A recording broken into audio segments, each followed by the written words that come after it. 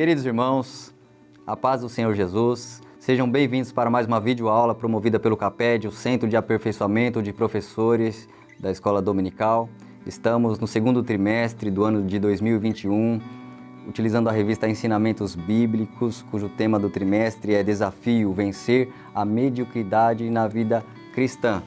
E com satisfação vamos iniciar neste momento a videoaula da lição de número 7, cujo tema é Conhecer as Escrituras Sagradas, compromisso inadiável, cujo texto bíblico, a leitura, será feita em 3 passagens que se encontram em Oséias, capítulo 6, versículo de número 3, que diz: Conheçamos o Senhor, esforcemo-nos por conhecê-lo. Tão certo como nasce o sol, ele aparecerá, virá para nós como as chuvas de inverno, como as chuvas de primavera que regam a terra. Mateus, capítulo 22, versículo 29, que diz: Jesus respondeu: Vocês estão enganados, porque não conhecem as Escrituras nem o poder de Deus. E também Salmo 1, verso 1 até o 5, que diz: Bem-aventurado o homem que não anda segundo o conselho dos ímpios, nem se detém no caminho dos pecadores, nem se assenta na roda dos escarnecedores. Antes tem o seu prazer na lei do Senhor, e na sua lei medita de dia e de noite. Pois será como a árvore plantada junto a ribeiros de águas, a qual dá o seu fruto no tempo, as suas folhas não cairão, e tudo quanto fizer prosperará. Não são assim os ímpios, mas são como a moinha que o vento espalha. Por isso, os ímpios não subsistirão no juízo, nem os pecadores na congregação dos justos, porque o Senhor conhece o caminho dos justos, porém o caminho dos ímpios perecerá. A mensagem para refletir diz: as Escrituras, além de demonstrar o caminho para uma vida liberta do pecado e do mal, elas também demonstram o poder de Deus.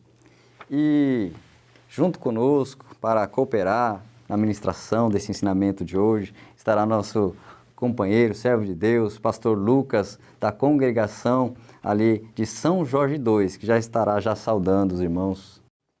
Amém. Pai do Senhor, queridos, Pai do Senhor a todos, Pai do Senhor, irmão Éden, é muito prazer que nós estamos aqui neste dia para comentarmos algo a respeito da Palavra de Deus, que o Senhor nos conduza, que o Senhor nos abra a porta da revelação, da inspiração da Palavra, e juntos vamos conhecer e prosseguir conhecendo o Senhor neste dia. Conhecer as Escrituras Sagradas, compromisso inadiável. Um aspecto da vida cristã extremamente importante e necessária para que não seja medíocre por falta de conhecer a Deus, falta de se achegar a Deus por meio da sua palavra.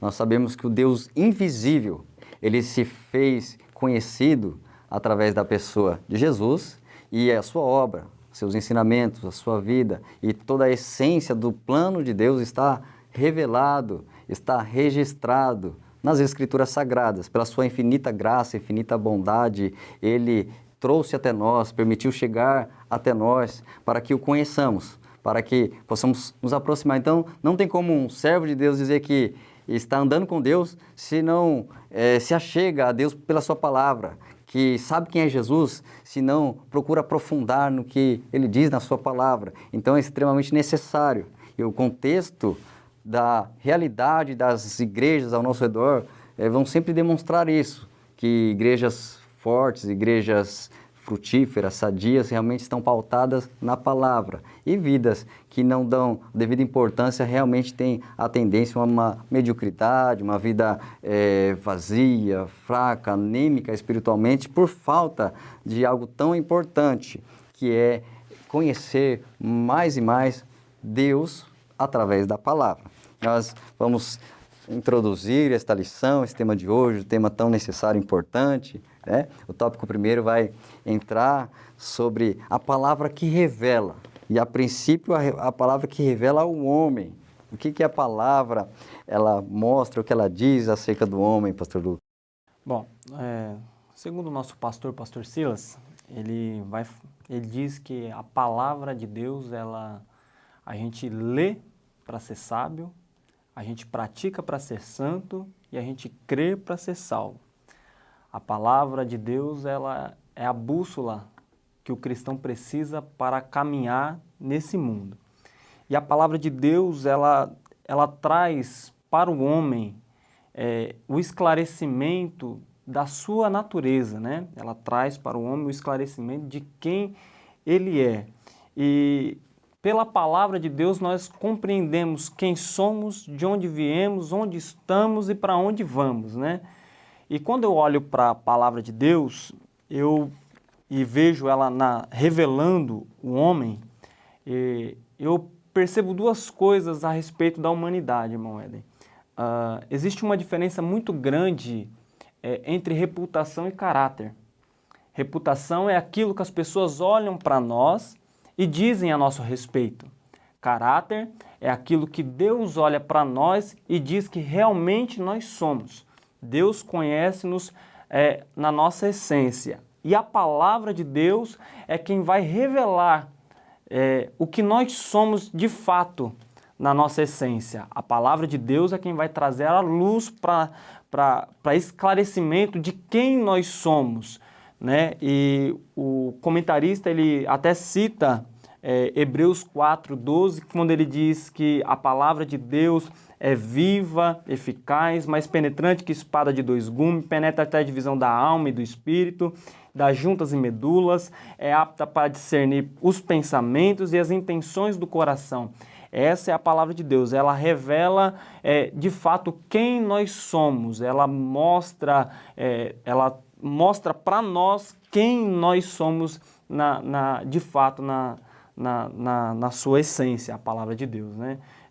O irmão Éder está citando a respeito da revelação, o comentarista citou aqui o livro de Esdras, e quando a gente olha para a história do povo de Deus e o período pós-cativeiro, que o povo está voltando, Esdras teve a preocupação de trazer a palavra para que o povo soubesse a sua realidade, para que o povo entendesse a sua realidade.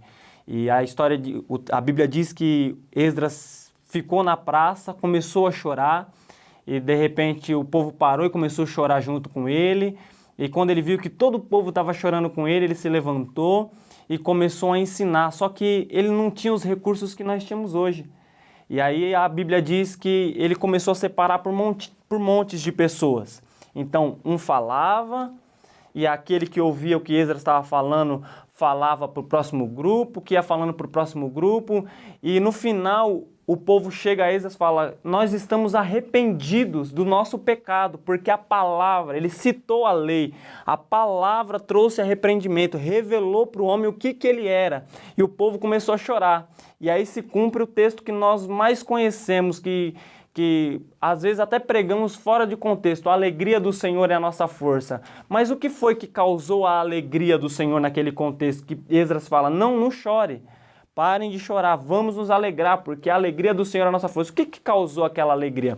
O que causou aquela alegria foi o povo conhecer a palavra causar arrependimento, o arrependimento alegrar o coração de Deus, e o coração de Deus alegre fortalecer o povo para que o povo vencesse, continuasse avançando, esquecesse do tempo de cativeiro. É isso que a palavra de Deus faz, ela revela as nossas misérias, ela revela que nós, de fato, não podemos muitas coisas, mas que em Deus nós podemos tudo, e quando nós nos arrependemos pela palavra, nos convertemos pela palavra, somos transformados pela palavra, a nossa vida, ela vai para frente, ela só tende a prosseguir.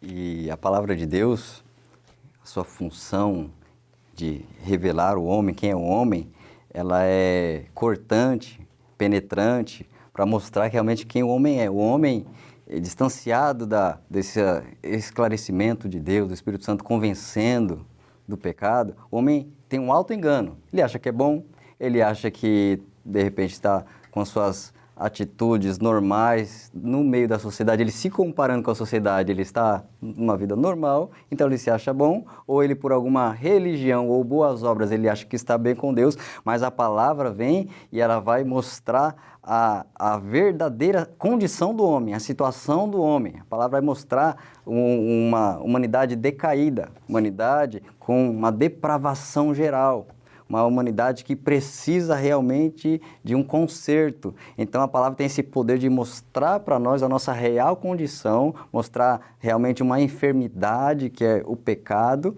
mostra essa necessidade. A gente vê na epístola aos Romanos que um tema central é a justificação, mas antes, na sua introdução, capítulo 1, versículo ali 18 ao 32, vai falando da ira de Deus sobre toda a impiedade, sobre várias características do homem sem Deus afastado, muitas características ruins, para chegar a falar da depravação do homem, para em Romanos 3, 23 falar, olha, todos estão destituídos da glória de Deus. Então a Bíblia vem e mostra, olha, eu estou sem a glória de Deus, eu estou distante de Deus, eu estou longe. Então, ela me mostrando a real condição como um espelho, eu acho que estou bem, olho para o espelho e falo, não estou bem, eu preciso de santificação, de perdão, eu preciso de realmente o que Deus tem. E aí, isso me leva a depender da graça, eu precisar de uma justificação, que é o objetivo da carta, vai levar para a justificação, que só é possível em Cristo, até o ponto de ela nos mostrar lá em Romanos 5, olha, sendo justificados pela fé temos paz com Deus. Então essa paz vem depois da palavra vir e penetrar, incomodar, e quebrar, e quebrantar, e penetrar mostrando que eu estou errado. Então, quando eu falo a palavra revela o homem, ela tem esse poder de incomodar, de tocar na ferida, mostrar o quão pecador, errado e que precisa da graça. Então ela tem esse poder de entrar para mostrar realmente a verdade segundo Deus. Se eu me comparar com outras pessoas, eu posso estar bem. Se eu me comparar com a sociedade que é corrompida, eu posso estar bem. Mas se comparar com o padrão de Deus, eu vou ver que eu estou muito longe. E aí é o poder dessa palavra em apontar para mim, você precisa de um Salvador. Precisa de salvação. Então essa é uma primeira característica da palavra, revelar um homem. E aí o subtópico seguinte vai adentrando também numa outra característica da palavra, que aí já é maravilhosa também, coisa boa, revelar a Deus. Revelar a Deus. Nós podemos encontrar Deus, ele é revelado no meio da palavra, pastor Lu? Podemos encontrar Deus, ele é revelado na palavra. João capítulo 5, versículo 39 diz assim, examinais as Escrituras, porque vós cuidais ter nela a vida eterna, e são elas que de mim testificam. Não há outro meio, não há outro caminho de se conhecer Deus na sua revelação a não ser pela palavra. Jesus, em Mateus 22, 29, disse assim, errais não conhecendo as Escrituras e nem o poder de Deus. E essa realidade que a gente vive hoje, existem muitas pessoas que querem conhecer o poder de Deus, mas não querem conhecer o Deus do poder, o dono do poder, né? E não tem como você conhecer o poder de Deus se você não conhecer as Escrituras que revelam o Deus dono do poder. E aí é onde a gente tem uma grande decadência, né? De pessoas que conhecem o Deus que Jó conheceu, né? Antes eu te conhecia de ouvir falar, mas hoje os meus olhos te veem. Então a palavra, ela revela a Deus de uma forma tão grande, tão sublime, que quando a gente passa a conhecer Deus, o Deus da Bíblia, o Deus que a palavra revela para nós, a nossa vida ela passa a ser uma vida poderosa, porque quando a gente conhece Deus, a gente conhece o poder de Deus. Jeremias, capítulo de número 9, ele vai dizer assim, não se glorie o sábio na sua sabedoria, nem o forte na sua força, nem o rico nas suas riquezas.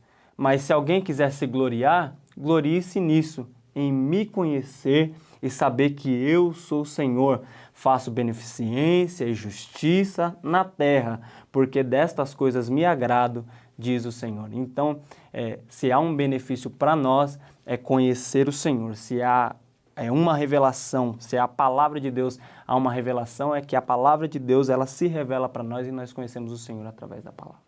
E Deus ele vai se mostrando, né? Ele tem diversas formas dele se revelar, a sua criação, são características divinas são encontradas, né? A beleza, a complexidade, a inteligência, tudo como é bem projetado, vai revelando uma grandeza, né? E Deus na sua pessoa se revelou, a obra-prima da sua criação, que é o ser humano, também é uma parte da revelação de Deus. Ele criar um ser humano inteligente, complexo, só pode ser criado por alguém infinitamente superior. Se ele fez algo inteligente, então ele é muito inteligente, muito sábio, muito perfeito. Então a Bíblia vai nos mostrando, vai nos revelando Deus e os seus atributos, vai mostrando o seu poder, como bem mencionado pelo pastor Lucas, o seu poder. Alguns nomes são dados durante os livros da Escritura que vão mostrando um pouco da sua virtude, das suas qualidades, do seu poder, dos seus feitos, da sua moral. Muitas coisas são reveladas gradativamente e ainda não completamente, porque Deus ele é tão ilimitado que não podemos encaixar ele e escrever completamente ele num livro, mas aquele que ele propôs em seu coração revelar e se dar a conhecer, nós vamos vendo pelas características, pelos nomes, nós podemos encontrar ali o El Shaddai. Então, olha, ele é o Todo-Poderoso. Nós vemos o Altíssimo, o Eu Sou, o Eterno. São nomes que vão sendo citados nas Escrituras. Ele é o Rafá, o que cura. Vai falando das suas atribuições, suas qualidades, seu poder. Isso vai nos apresentando um pouco mais sobre ele. Né? E ele, com toda a sua glória e excelência, mesmo assim, para se tornar mais conhecido ainda, ele meio que deixa de lado todo esse esplendor, né? E se permite vir como forma humana, para até se aproximar mais e mostrar mais ainda dele, seu relacionamento, seu amor, sua bondade. Então ele vai se revelando, ele vai se demonstrando, né? Aquele que é o invisível agora sendo visível. Então essa palavra vai mostrando quem é esse Deus. Então, a gente até pode ver um contraponto aí no subtópico 1 e 2, que um revela quem é um homem e no 2 revela quem é Deus. O apóstolo Paulo, ele fala assim mesmo, olha, miserável homem que sou, porque ele vê as suas limitações, né? E aí, a palavra, então, ela vai fazendo isso, mostra quem eu sou e mostra quem ele é. Então, eu preciso de salvação, e aí mostra um Salvador. Preciso de força, aí ele mostra o poder que ele é. Preciso de santidade, ele mostra tamanha plenitude de santidade que ele é. Então, tudo que falta em mim, a Bíblia vem e mostra que é preenchido nele, através dele. E aí, ainda no subtópico 3, avançando, a gente vai entrando nos planos, que a palavra também revela os planos de Deus, os pensamentos de Deus, os projetos de Deus. Como podemos abordar sobre os planos de Deus? O maior plano de Deus para a humanidade é o plano da salvação, né? O projeto de Deus é o projeto da salvação. Cristo é o maior plano que Deus teve em nosso favor, né? E a gente vive hoje pessoas que sofrem síndromes, ataques, né? Depressões e tantas outras coisas, justamente por não conhecer os planos de Deus a seu respeito, né? Por não saber que Deus tem um plano de salvação, que Deus tem um plano de cura, de libertação, de transformação, né? Isaías 55:8, Jeremias 29:11, o texto diz assim, porque eu bem sei os pensamentos que penso a respeito de vós, diz o Senhor, pensamentos de paz e não de mal, para vos dar o fim que desejais. Então me invocareis, ireis e orareis a mim, e eu vos ouvireis, buscar-me-eis e me achareis, quando me buscardes de todo o vosso coração. Os planos de Deus para nós são planos de bênção, planos de paz, planos de alegria. São esses os planos que Deus tem, os pensamentos que Deus tem a nosso respeito. Mas, uma vez que nós estamos falando sobre conhecer as Escrituras, como é que eu vou saber dos planos que Deus tem para mim se eu não busco saber, se eu não tenho interesse? né, nós temos o mau hábito, às vezes, de usar a Bíblia como um patuá, abrir no Salmo 91 e não lê-la, né, não ter comunhão com ela. E toda vez que eu abro a Bíblia e deixo-a falar comigo, eu entendo que eu não preciso de um profeta me dizendo, assim te diz o Senhor.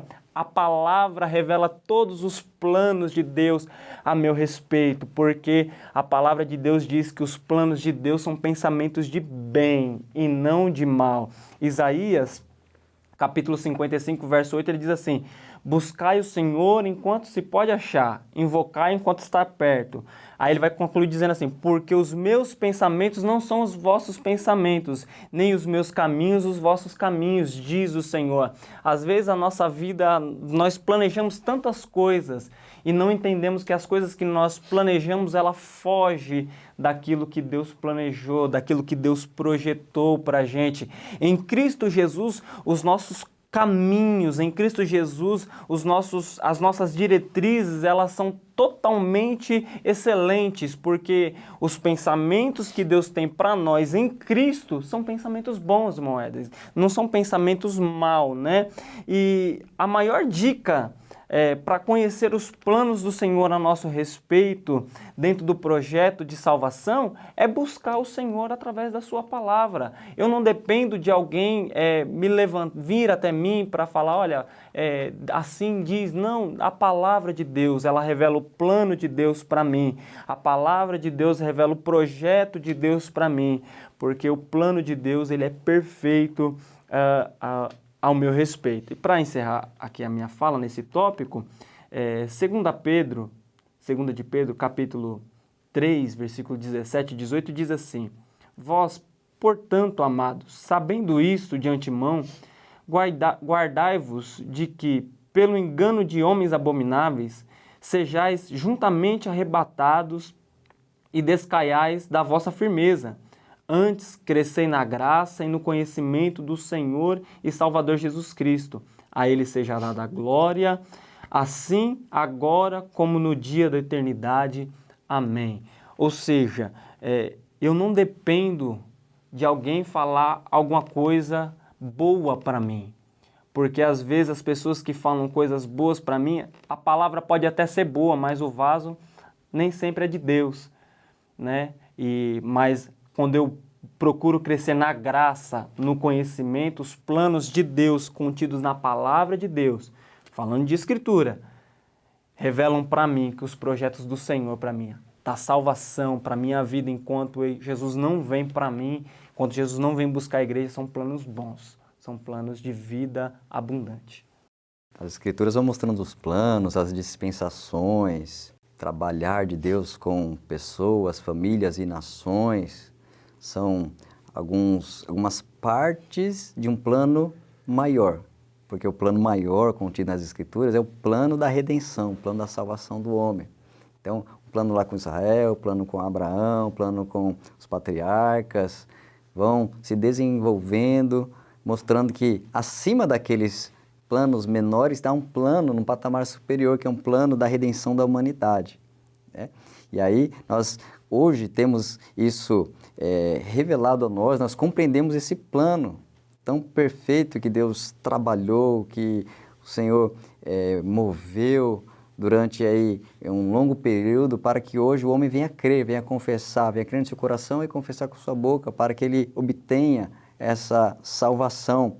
E os planos, e aí quando nós entendemos, a gente começa a confiar em Deus, aí depois a viver pela fé, começar a crer o que ela diz, eu creio, vivo por ela, vivo baseado nela, eu confio nele e posso confiar nos planos individuais que ele tiver para mim também. Quando se fala em planos, né, é o plano geral da salvação e os planos individuais. Se ele me pedir algo, eu posso crer, confiar. Se ele pedir para eu me mover numa direção, eu devo confiar. Eu devo ser aquele que, assim como Abraão, ouve a voz de Deus dizendo, levanta e vai, e ir. Creio que com o tempo eu vou vivenciando o plano dele, que a vontade dele é boa, perfeita e agradável. Vou depois conhecendo o que ele quer fazer, e enquanto eu ainda não sei a fundo o que ele está fazendo, eu devo ir crendo, confiando no caráter daquele que chamou. Então, quando fala dos planos de Deus, é confiar naquele que planejou e sabe o que fazer, sabe como conduzir as nossas vidas, sabe o que fazer, e quando a sua palavra fala conosco, não pode ser uma coisa superficial. Quando a gente fala em palavra de Deus, assim como, por exemplo, numa conversa, não posso falar da boca para fora, e aí é uma conversa superficial, alguém fala por falar e outro está ali acompanhando por estar, mas é diferente se alguém fala do seu íntimo uma verdade, o outro recebe, guarda dentro de si, e aí há uma conexão naquele assunto, naquelas pessoas, naquele relacionamento. Assim, a palavra de Deus tem que ser algo que, como saiu do coração de Deus, é ministrado, vem ao nosso ouvido, devemos guardar no nosso coração. Então, sai do coração de Deus, entra dentro de nós, fica em nós, e há essa conexão, essa ligação de intimidade, de vínculo, que a vontade de Deus é que esse vínculo seja eterno. Então, o que Ele fala para preencher-nos, é para adentrar, é para fazer os efeitos que ela quer, e isso vai fazer com que o plano que Ele tem seja cumprido na nossa vida, que envolve aqui nesse tópico primeiro a mordomia do ser humano nos seus aspectos, que fala revelar ao homem o que eu sou de verdade, eu preciso de Deus. E aí, quando fala quem Ele é aquele que pode me ensinar na minha mordomia da alma, mordomia do espírito, mordomia do corpo, como viver para glorificar a Deus. Então a palavra vai me ensinar a ser um mordomo daquilo que eu, na minha condição sem Deus, não conseguiria. E aí agora esse plano, a vontade dele detalhada em várias porções das Escrituras, vão fazer com que eu realmente tenha uma mordomia sábia. Vou administrar a alma, os conflitos, pensamentos, tudo que é o interior. Vou administrar uma mordomia agora conforme a palavra, o corpo, para a glória de Deus. A parte espiritual vai vivendo também dentro dos parâmetros de Deus, e aí Deus vai sendo glorificado. Os planos deles estão acontecendo em nós, né? Louvado seja Deus por isso. E o segundo tópico já vai entrando sobre os efeitos da palavra sobre o homem, pastor. Os efeitos da palavra. O que a palavra, né, faz, realiza, essa palavra que é viva e eficaz, o que ela faz no ser humano? A primeira coisa que a palavra faz na vida do ser humano, ela mostra o caminho, né? Ela direciona, ela pega o que estava andando errante e agora ela dá uma bússola, um guia para essa pessoa, para que ela se encontre. E em Cristo ela vai se encontrar, em Cristo ela vai se achar, né? Jesus disse em Jesus disse em João capítulo 14, versículo 6, eu sou o caminho, a verdade, a vida, ninguém vem ao Pai senão por mim. É interessante quando ele vai fazer essa observação, porque ele está falando ali, olha, não se turbe o vosso coração, crede em Deus, crede também em mim, na casa de meu Pai é muita morada, tá? E aí ele diz assim, eu vou, e para onde eu vou, vocês também vão. Aí Tomé levanta e fala, Senhor, como que nós vamos, se eu não sei o caminho para ir? E aí Jesus olha para Tomé e fala, Tomé, eu sou o caminho, eu sou a verdade, eu sou a vida, vem comigo, olha para mim, anda comigo.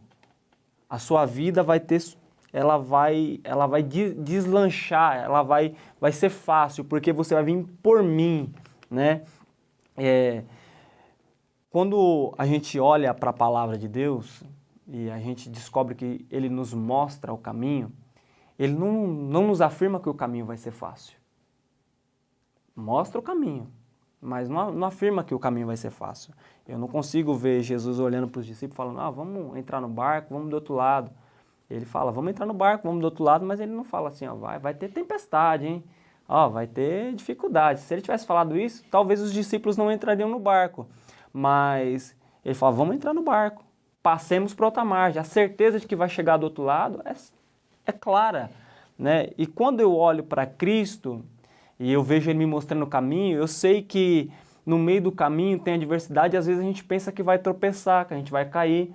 E aí eu olho para a palavra e a própria palavra me continua conduzindo a andar em Cristo e com Cristo. E aí a palavra vai dizer em Salmo de número 119 e verso de número 105, lâmpada para os meus pés é a tua palavra, Senhor, e luz para o meu caminho. Ou seja, mesmo que eu esteja andando em lugares que corra risco de eu cair, eu não vou cair se eu estiver alicerçado na palavra, se eu estiver usando a palavra como guia, né? Um certo sábio uma vez disse, guarda-te da ocasião e Deus te livrará do pecado. A palavra ela te faz analisar toda e qualquer situação por qual você vai entrar, por qual caminho você vai percorrer, e aí sim você vai estar livre, às vezes até de tropeçar, porque a palavra ela vai te iluminar. Vou tomar uma decisão. Não, a palavra iluminou meu caminho. Poxa, eu não vou por esse caminho, porque ela é luz, ela é lâmpada, né? E para concluir a minha observação nesse tópico, além dela mostrar o caminho, ela mostra que no caminho nós não estamos sozinhos, né? E uma observação é que, está até na lição, Lucas capítulo 24, Jesus morreu, né? As mulheres ouviram que ele havia ressuscitado, a Maria viu, né? E as outras estavam anunciando, e 2 discípulos decidem sair de Jerusalém e descer o caminho de Emaús. E no meio do caminho, o texto diz que Cristo se aproximou deles e caminhava com eles. Mas o que me chama a atenção não é só o fato de Cristo estar caminhando. Cristo pergunta o que aconteceu, eles comentam que, você não ouviu, é peregrino, que morreu, mataram o Filho de Deus, era poderoso em obra, aquela coisa toda. Mas aí tem uma coisa que me chama a atenção, e está no versículo 26 e 27, que Jesus vai dizer assim: ó nécios de coração, ó lerdos, não convinha nas Escrituras. E aí ele vai falar das Escrituras, nós estamos falando de conhecer as Escrituras. E não convinha nas Escrituras que ele padecesse? E aí o texto vai dizer que ele abriu as Escrituras e de Moisés até os profetas provava que ele era o Cristo.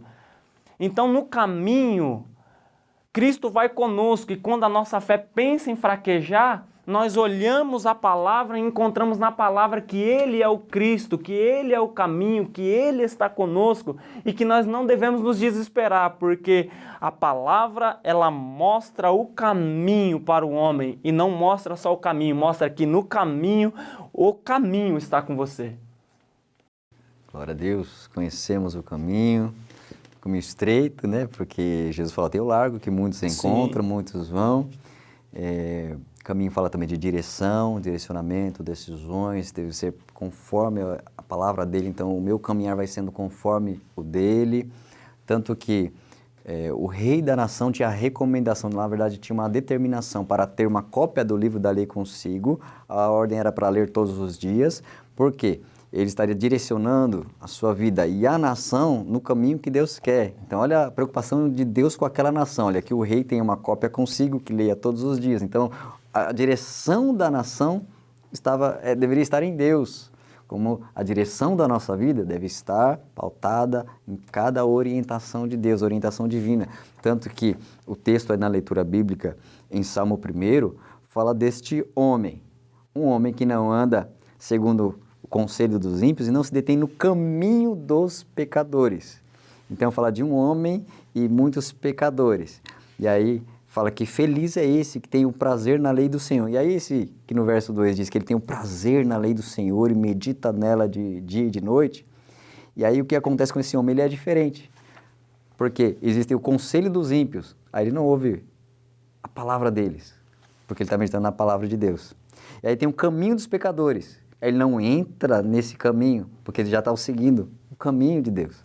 E aí vem a roda dos escarnecedores, o ambiente de carnalidade, de expressões depreciadoras, e ele não tem esse ambiente, ele não se adequa nesse ambiente, nessa roda, nessa turma, nessas expressões sem valor, porque as expressões, os seus valores estão pautadas nos valores de Deus. Então a gente vê realmente os pecadores, os ímpios e os escarnecedores de um lado, e aquele que medita na lei do Senhor do outro, né? Em sentido de rumo, né? Podem estar juntos momentaneamente, mas o rumo é totalmente diferente. Então o Salmo 1 fala deste que é bem-aventurado porque o seu prazer está em Deus, seu prazer, seu alimento, né? Como o livro todo de Salmos, no decorrer dos Salmos, tem muita exaltação à palavra, tem muita celebração da palavra, e o maior exemplo que nós podemos citar é o Salmo 119, o maior salmo, também o maior capítulo da Bíblia, que ele inteiro é uma exaltação da palavra. Temos aí, ele é longo, porque a gente perde um pouco na tradução, mas no original ele tem cada letra lá daquele idioma, em grupos, cada letra, várias frases, 8 frases que iniciam com aquela letra, né? Por exemplo, letra A, 8 frases com letra, iniciando com A, que exaltam a palavra, a lei do Senhor.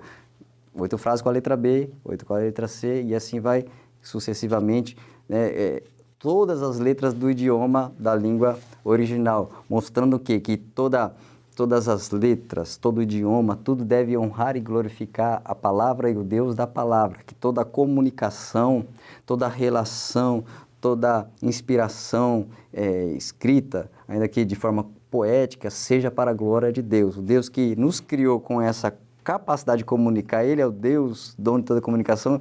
Então esse salmo usa toda a letra daquele idioma para exaltar a Deus. E assim deve ser toda a nossa comunicação. Nós devemos aprender a palavra para que o nosso comunicar, falar, relacionar, tudo seja para a glória de Deus também. E também liberta o homem. Ela liberta o homem. Nós podemos enxergar essa libertação acontecendo? Acontece. Nós enxergamos plenamente.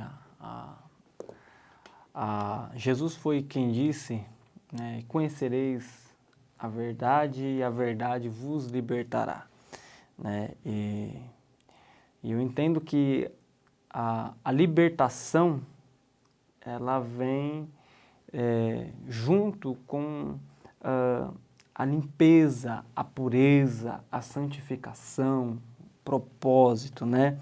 E Jesus disse em João 15 que nós já estamos limpos pela palavra que vos tenho falado. Ele falou, vós já estáis limpo pela palavra que vos tenho falado, né? Então, a palavra, ela limpa, ela lava o homem. Quem encontra com a palavra e decide viver de acordo com o que a palavra de Deus diz, que usa ela como a sua fonte, né, de alimento para se aproximar de Deus, ele é purificado, ele é santificado, ele vai sendo liberto dos carrapichos, das coisas deste mundo para se aproximar de Deus, né? E interessante quando Jesus vai falar de libertação, de santidade, ele não fala buscai a santidade pela oração, ele diz assim, santifica-os na verdade, a tua palavra é a verdade. O caminho que proporciona a liberdade para o homem, o caminho que proporciona a santificação, o caminho que proporciona a intimidade do homem com Deus, começa pela palavra, né? Como que eu vou agradar um Deus que eu não sei o que lhe agrada? Como é que eu vou ser liberto por um Deus, procurar uma libertação de um Deus que eu não conheço? Deus quer nos libertar, libertar do homem interior, libertar do mal que está dentro de nós, né? E Paulo vai dizer aos Romanos, né? O bem que eu quero não faço, o mal que eu não quero faço constantemente, né? E agora o que vou fazer, miserável homem que sou? Aí ele vai dizer, mas graças a Deus por nosso Senhor e Salvador Jesus Cristo, que assim que como na carne eu sirvo a lei a lei da carne, com o meu entendimento eu sirvo a lei do Espírito. E aí ele vai concluir no capítulo 8 dizendo assim, portanto, agora nenhuma condenação há para os que estão em Cristo Jesus, mas tudo isso pela palavra. A palavra proporciona liberdade, ela liberta a nossa mente das coisas deste mundo. A palavra, ela me dá o poder de decisão. A palavra nos dá o poder de decisão. Quando eu conheço a palavra, eu decido se eu quero ver, se eu não quero ver, se eu quero ir, se eu não quero ir, porque ela me dá essa autoridade. Mas quando nós estávamos presos nas garras do diabo, presos nas garras do adversário, nós não tínhamos esse poder de decisão. Mas em Cristo e pela palavra nós alcançamos essa liberdade, né? E Paulo aos Romanos capítulo 6, versículo 14, ele vai dizer assim, porque o pecado não terá domínio sobre vós, pois não estáis debaixo da lei, mas debaixo da graça. Ou seja, estamos livres, livres de tudo aquilo que nos acusava, né? Porque a nossa mente, né, a nossa cultura, às vezes dizia, olha, você não pode, você não tem o direito, você não vai conseguir, você não vai para frente e tal, mas hoje, pela palavra, nós já não estamos mais sob o domínio, estamos sobre a liberdade conquistada por Cristo na cruz. E como nós sabemos disso? Pela palavra. Cristo, ele é tão maravilhoso, ele foi libertando pessoas, né, de vários poderes, poder de enfermidades, poder de demônios. Ele foi trazendo libertação. Ele, na sua primeira oportunidade na sinagoga, Isaías capítulo 61, versículo 1, ele diz, olha, o Espírito do Senhor está sobre mim. E aí ele vai citando, proclamar liberdade aos cativos. Ou seja, muitos cativos ele vem para trazer essa liberdade. Ele fala proclamar, ou seja, aquilo que ele vai falar, vai ministrar, vai operar uma libertação nessas pessoas que estavam cativos e a partir deste momento, recebendo a palavra dele, serão libertos, serão livres, serão mudados, transformados. E essa palavra vai tirando muita opressão, porque ao jugo, ao peso, ao poder do pecado. As pessoas muitas vezes vêm até a Cristo, vêm à igreja por causa dos problemas, depressão, dificuldade, situação familiar, material, são várias situações. E aí Cristo vai ajudar, Deus vai operar, vai agir, mas depois a pessoa vai saber que o problema maior que gera todos esses outros, o problema raiz, é o pecado. E o mais importante que Cristo vai fazer por ela é essa libertação do pecado, das consequências do pecado, então que é algo que está lá no seu interior, na sua natureza, que reflete na sua pessoa, no seu status, né? Às vezes alguns emocionalmente destruídos, alguns na sua situação social também se destruindo pouco a pouco, mas aí Cristo vem e opera uma libertação que é te tirar o peso do pecado, a força do pecado, a força da natureza pecaminosa. Cristo vai tirando todo esse peso, até o peso da culpa. A gente vê em João capítulo 8, aquele momento onde a mulher é pega lá no ato de pecado, e aí as pessoas vão com a força da lei, a força da punição, a força do castigo, com pedra na mão, também já com o seu sentimento ali carnal de punição e vingança, e de olhar só o problema do outro e não de si mesmo. E Cristo é aquele que alivia isso, ele trabalha ali na consciência dos outros para se retirarem, para depois trabalhar na vida dela e traz a liberdade que ela precisa. A liberdade da culpa, você não tem, os acusadores foram. Eu que tinha poder para condenar, não vou condenar, vou te dar a oportunidade, perdoa. Então tira a culpa, dá perdão, dá nova oportunidade, vai, não peques, dá uma nova direção para a vida dela. Então ele vai tirando ali tudo que era de peso sobre a vida dela. Então a palavra e o Senhor Jesus ele vai fazendo essa libertação tão profunda que só Deus pode fazer. E essa palavra é tão tremenda e maravilhosa que vai trazendo isso, e o próprio Jesus, ele veio falar, olha, conhecereis a verdade vos libertará, ou seja, você vai conhecer mais dessa palavra, ela vai te deixando livre. Eu vim testemunhar da verdade, eu sou a verdade. O próprio Pilatos perguntou para ele, e ele antes tinha falado, eu vim para testemunhar da verdade, essa verdade que liberta. Então eu sou a pessoa, eu sou em si, essa palavra, essa escritura, eu sou em pessoa, eu sou a testemunha dessa verdade. Quem chegar perto vai ter liberdade, vai ter vida. Então, ele é a essência da verdade que liberta, é o próprio Cristo. A palavra muda a história do homem. Isso é interessante. O irmão Eden citou aqui Romanos 3:23, que diz que todos pecaram e destituídos estavam da glória de Deus, estavam longe de Deus. Né? Então, nós tínhamos uma sentença, né? Nós já estávamos sobre uma condenação, né? E a nossa história, ela foi mudada por Cristo, né? E quando nós olhamos para a palavra, meditando, eu deparei com um texto de Gálatas, capítulo 3, versículo 23, que ele diz assim, antes que viesse a fé, estávamos sob a custódia da lei, nela encerrados, até que a fé viesse a ser revelada. Né? Antes de Cristo ou antes de conhecer pela palavra, antes da manifestação de Cristo a nós, nós estávamos condenados sob o domínio da lei, né?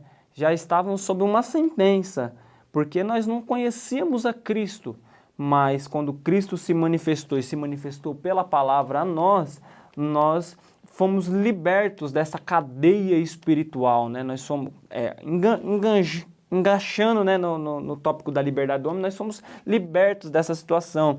E Cristo mudou a nossa história, né? Ele mudou o curso da nossa vida, né? E quantas pessoas nós conhecemos que tinha tudo para dar errado? A sentença já era contrária, não tinha nada para dar certo. Por quê? Porque a sentença lógica do homem sem Deus, todos nós conhecemos que é a condenação. Mas quando Cristo se manifestou, ele veio para desfazer as obras do diabo. Ele veio para nos dar vida, vida com abundância, né? Ele veio para mudar o quadro da nossa história, ele veio mudar o quadro da nossa vida, né? E é interessante esse tópico, irmão Éden, e quando eu estava meditando, até é só um acréscimo, né? Eu estava orando e o Espírito Santo falou ao meu coração que tem muitas pessoas que vivem subjugadas sobre a tal da maldição hereditária, né? Acredita que porque o pai roubou, ele vai roubar também, porque a mãe se prostituiu, ele vai se prostituir também, e não acredita que Cristo tem poder para mudar a sua história, que a palavra é a palavra de Deus, que ela tem poder. E tem gente que se utiliza de Êxodo capítulo 20, verso 5, que diz que Deus visitaria a maldade dos pais nos filhos até a terceira e quarta geração e se apega nisso, mas não termina de ler o contexto do texto. E o texto vai terminar dizendo assim: mas eu faço misericórdia aos milhares do que me amam e que guardam os meus mandamentos. Ou seja, a maldição hereditária ela é quebrada pela palavra. Quando eu observo a palavra, eu quebro toda a maldição, quebro todo o jugo. O Senhor muda o quadro da minha vida, muda o quadro da minha história, muda o quadro da minha família. Basta uma pessoa só dentro da nossa casa, da nossa família, observando os mandamentos do Senhor, e a Bíblia vai dizer que o Senhor fará misericórdia por milhares da nossa família, por milhares da nossa casa. Então, creia, acredite que Cristo na cruz, ele veio para mudar a nossa história, para mudar o quadro da nossa vida, para tirar-nos e colocar-nos de fato na contramão do mundo hoje, né? Para vivermos uma vida plena, uma vida abundante, mas para sabermos viver essa vida de mudança é só pela palavra de Deus. Não há outro livro de autoajuda, livro coach, nada contra, psicólogo, nada contra, mas a palavra de Deus, ela é suficiente para transformar a vida do homem, tirar o homem da lama e assentar na mesa do Senhor com os príncipes do Senhor. Esse é o poder que a palavra de Deus tem na nossa vida. E na história de Israel a gente vê algumas vezes o reverso, a gente vê o contrário. O povo era livre e aí deixava-se influenciar pelas nações no seu contorno, pecado entrando, idolatria entrando, e aí já deixavam de ser livres espiritualmente. Depois vinha a consequência dos problemas de guerras, de derrotas, e até o inimigo vir e dominar. E aí caía a ficha, nós estamos agora escravos, estamos presos. Mas a liberdade espiritual já tinha se acabado já há muito tempo, desde quando se apartou da comunhão com Deus, da palavra de Deus. Já estavam escravizados pelos costumes da região, pela idolatria da região, tanto que na leitura inicial também, é lido Oséias 6,3, quando fala conheçamos o Senhor, esforcemos-nos por conhecê-lo, o profeta Oséias está fazendo um chamado para o povo retornar, um povo que estava afastado, um povo que estava infiel com Deus, tanto Deus usa o profeta com uma situação familiar bem complicada para mostrar a infidelidade do povo, e agora ele vem chamando para retornar, quando ele fala no 6, versículo 1, diz, vinde e tornemos ao Senhor, então ele está falando, vamos retornar, e aí esse convite vem no versículo 3, quando ele fala, conheçamos ao Senhor, vamos nos esforçar em conhecê-lo, né? Então ele está convocando, olha, vocês estão longe, volta, vamos conhecer, vamos se aproximar. Então a palavra tem esse objetivo de trazer de volta. Às vezes o cristão pode estar na sua vida se esvaziando pouco a pouco, se afastando pouco a pouco. E o convite do Espírito Santo que está ali presente para guiar em toda a verdade, para mostrar o que é correto, para nos santificar, para nos lembrar as palavras de Jesus. Então o Espírito Santo vai e muitas vezes vai fazer esse trabalhar. Olha, voltemos, conheçamos e prossigamos a conhecer o Senhor. Volta para a palavra, que ela vai te aproximar de novo de Deus, vai te fazer se achegar de novo ao Senhor. Esse é um efeito da palavra. Ali, Oséias estava sendo esse instrumento para atraí-los de volta, para que eles realmente saíssem dessa prisão espiritual e retornassem para a plena liberdade que só Deus tem.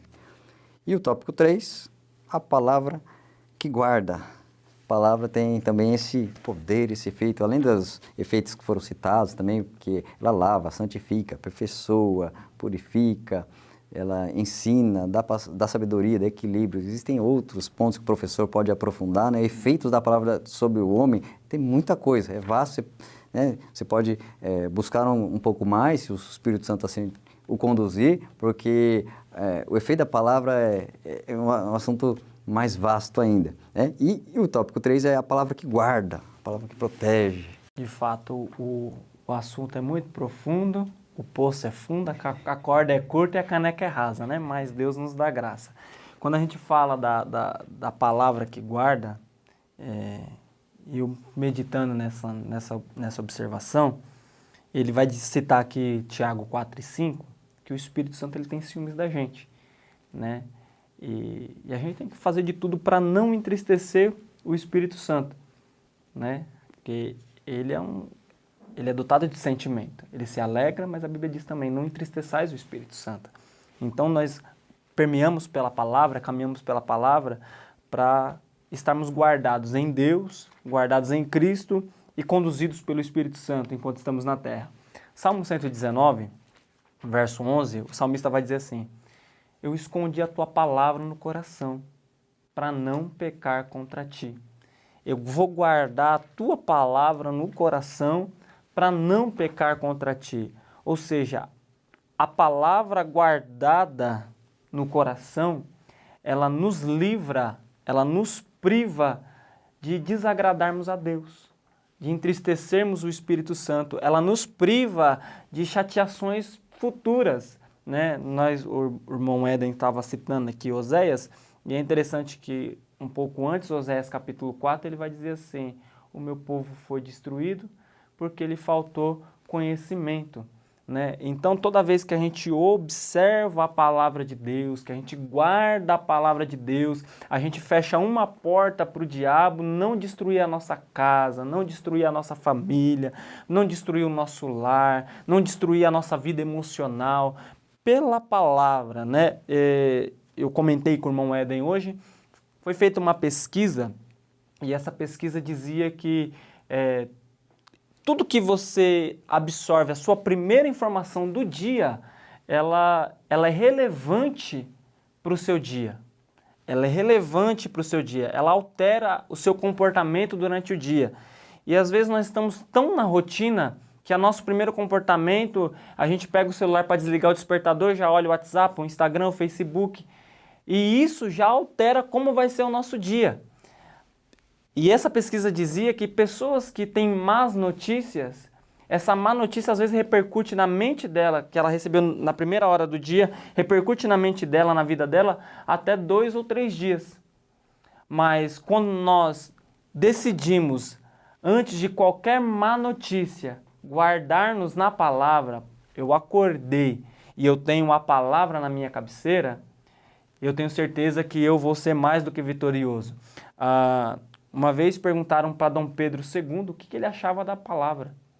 O que ele achava da Bíblia? Ele falou: eu tenho ela na cabeceira da minha cama. Leio-a todo dia. Qualquer um que se levantar contra a palavra será destruído. Então, leia a palavra, medite na palavra, guarde a palavra e a palavra te guardará. É essa a orientação da palavra de Deus para nós, né? Um verso muito maravilhoso, né? Escondi a tua palavra no meu coração para não pecar contra ti. Verso 11, no sentido não de armazenar, arquivar, Não. mas de proteger como precioso. Ela esconde, guardei de uma forma protegida como algo valioso a se guardar, não se perder, porque para as lutas, os embates espirituais será necessário ter esta palavra em mim. O próprio Cristo, lá em Mateus capítulo 4, ele foi tentado pelo inimigo no deserto e as respostas dele foi utilizando a palavra.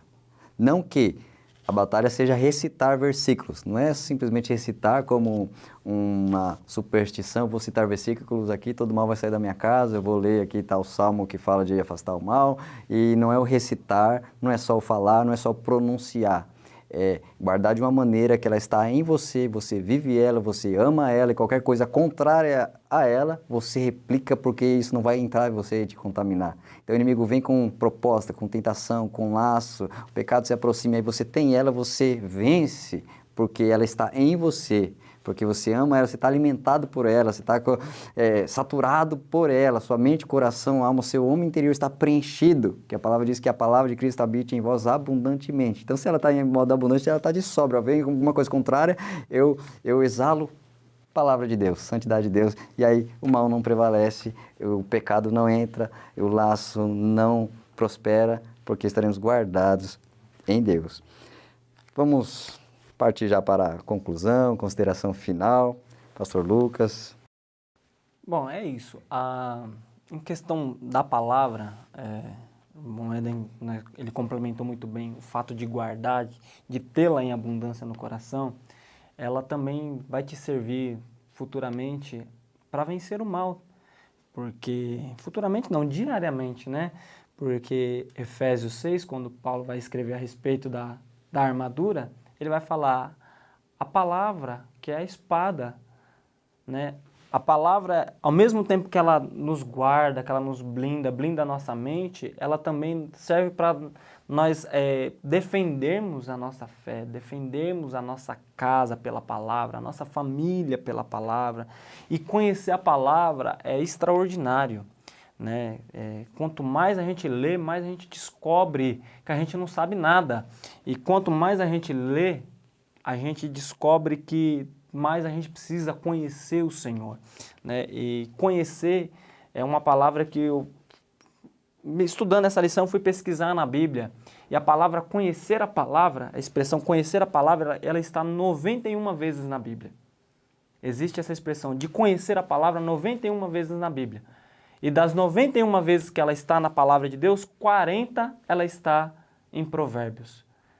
O livro de Provérbios é o livro que mais incita, é o livro que mais conscientiza-nos de que nós temos que conhecer a palavra, guardar a sabedoria, buscar o conhecimento de Deus, porque quanto mais a gente conhece, mais sábio a gente fica, quanto mais a gente conhece, quanto mais a gente pratica, mais santo a gente fica, e quanto mais a gente conhece, mais a gente crê para ser salvo em Cristo Jesus.